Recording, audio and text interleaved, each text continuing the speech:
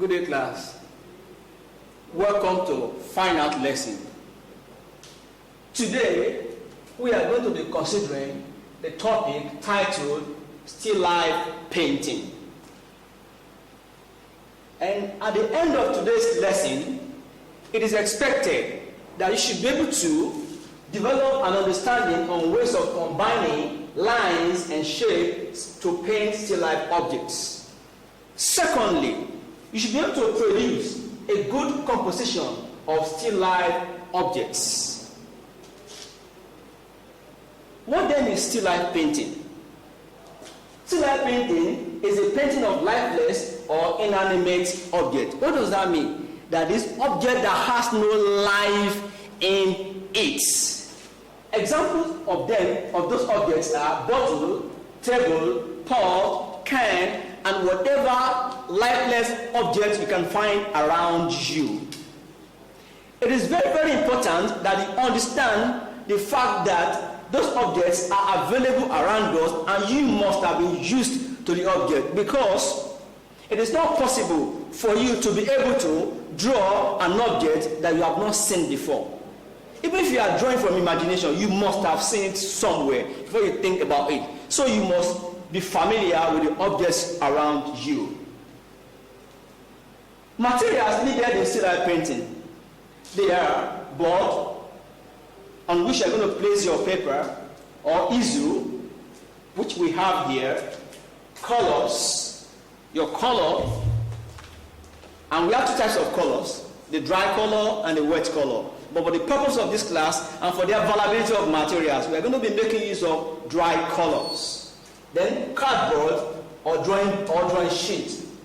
We're going to be making use of our pencils. We're going to be making use of the eraser.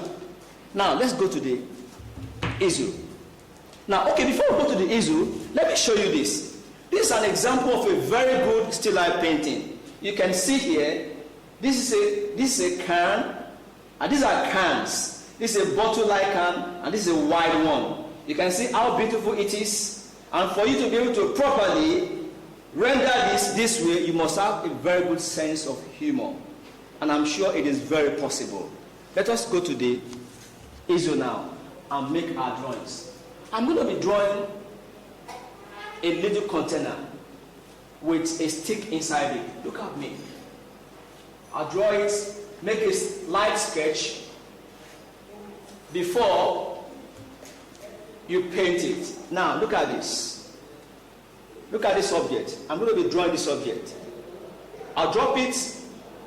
I just brought it up for you to be able to see that is what I'm going to be drawing now. Now look at me.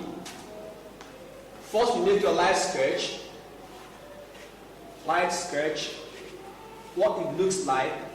Like in our introduction, I did tell you that you should be able to use lines and shape to form your objects. Once you're able to manipulate lines and shapes, then you are good to go. You can see I'm bringing it out in my own way. I'm saying the stick this way, it's inside the object this way, just a light one.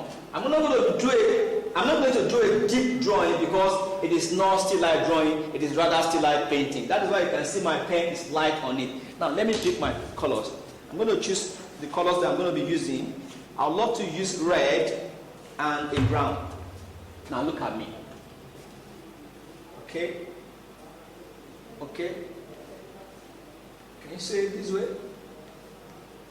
And one thing is very important, you need speed.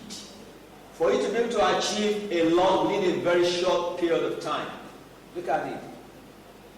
Look at it.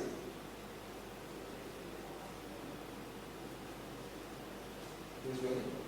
This way. That's a light sketch. Now let me start developing it.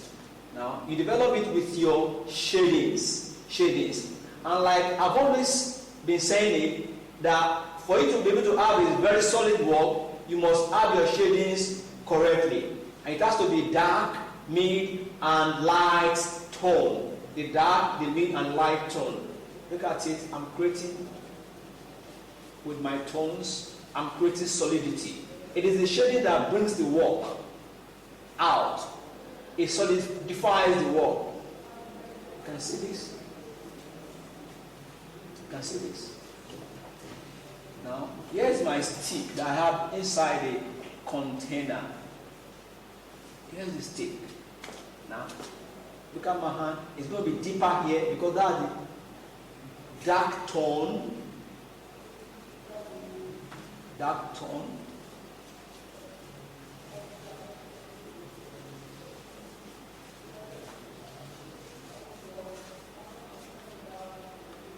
Okay. And the dark tone will come from this angle also. Angle also. With this, you can make your lighter tone, the mid tone and the bright tone. Then you have your highlight, where you have the brightest part of the light. Brightest part of the light. With this, you can see it.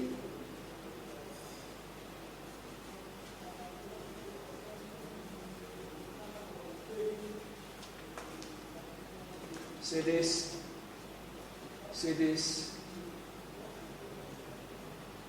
see this. For you to be able to manipulate it effectively, you must have been able to study how to paint effectively. See this, see this. Can you see this? With what we have here, if you look at it properly, you can see. Within a very short period of time, we've been able to bring out this and the solidity in it. Furthermore, for instance, or perhaps you have questions in your Google Classroom, through your class task, and other things, you can ask the questions and make your comments. And with what we have here, I've been able to let us know that it is possible to bring out your objects through still life painting. Class, that comes to the end of the class.